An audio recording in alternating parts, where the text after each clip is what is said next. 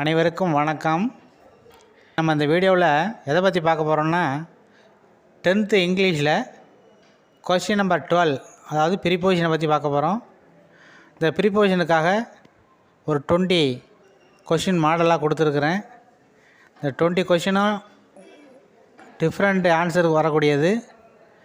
இதே போல் நம்ம ப்ராக்டிஸ் பண்ணோம்னா எக்ஸாமில் வரக்கூடிய இந்த கொஸ்டினுக்கு நாம் ஈஸியாக ஆன்சர் பண்ண முடியும்.